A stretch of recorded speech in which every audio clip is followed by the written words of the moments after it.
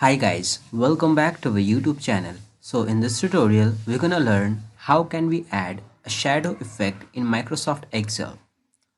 So to add a shadow effect in a picture, just select the picture first and then we have to click on this format tab.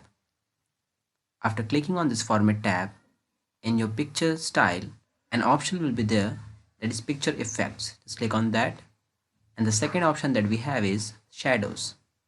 Now if you want to apply any shadow, then you can click, or you just want to have any picture preview, then you can keep your cursor over there to have an inner perspective or outer or no shadow if you want. So let's suppose I want to apply this perspective, then I'll keep my cursor over there and click on that. So as you can see, that shadow effect is added over there. This way you can add a shadow effect, guys. Hope you like this video. Thank you.